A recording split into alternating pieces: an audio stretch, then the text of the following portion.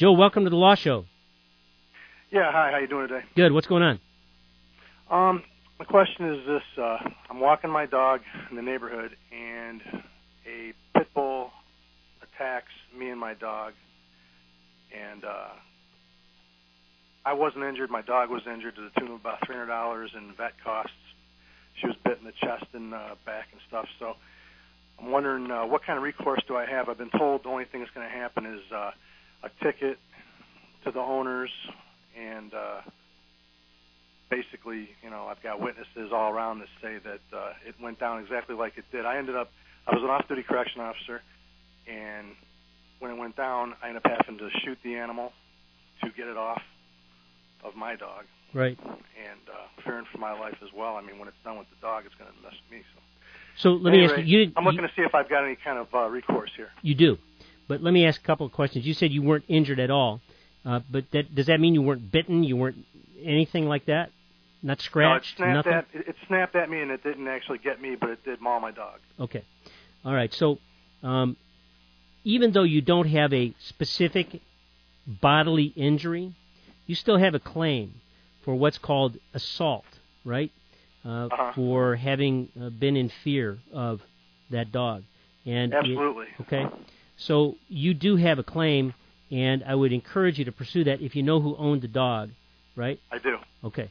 So we can help you out with that. But in terms of the damage to your dog, animals, though they are our loved ones and companions, are in Michigan considered what they used to call in Old England chattels. And chattel means piece of property, right? No different than a chair, a pencil, a pen, all right?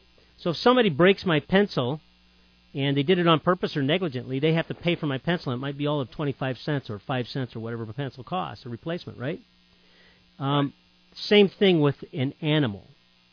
If an animal is injured and that diminishes the value of that animal, you can get not only the cost for the care, recovery, and rehabilitation of that animal, but also the diminution in value of that animal. Let me tell you a story. I had a client one time who was a hunting guide, and he had a Brittany Spaniel. It was a champion Brittany Spaniel. And he was out guiding people on a hunt, pheasant hunt, and a pheasant jumped up. Somebody drew down too low and killed not only the pheasant but also the dog, right? So we were able to achieve a very high settlement value out of the death of that dog, not because of sentimental reasons or any sort of pain and suffering or anything like that, but that was a champion, recognized, awarded Brittany Spaniel female that had probably 9 to 10 litters in her that were never able to be achieved because the dog was dead. You may have the same thing. You may not have the same thing. Is your dog a show dog? Is your dog not a show dog? Is your dog just a companion? No, she's not a champion or anything like that, no. Well, she's a champion in your mind, probably. She's definitely a champion in my mind, sure. Okay. Yeah, I'm willing to defend her, sure. Okay. Well, obviously, you pulled the pistol out and you shot the other dog. So you can get the $300 that you had to pay for the care, recovery, and rehabilitation of the dog, and you may be able to get some additional money for you having to attend the dog, right? It's sort of like animal attendant care. So I don't know what kind of shape your dog is in, but probably hurting and not getting around too well right now.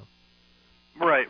She's definitely, messed up from it. She's limping around. She's having the bad dream stuff, Yeah, and you got to watch that stuff. You got to be around, make sure she doesn't injure herself, because dogs tend to bite their bandages off and stuff like that, and you got to get it put back on. And that takes time for you, and your time is worth some money. So what I would highly recommend is that you get into a lawyer. It can be my office or anybody's office. Anybody can handle it. It's going to be somewhat a minimal claim, or you can just go to the small claims court yourself, and that would be more than enough jurisdictional amount in the small claims court to recover, okay? Okay. All right. If you need any answers, if you have any questions about the procedure, how to fill out the papers, just give me a call and I'll help you out. No charge. Thank you very much. Thank you. Thanks for calling the Law Show. We're going to continue answering all your legal questions at 866-66-LAWYER.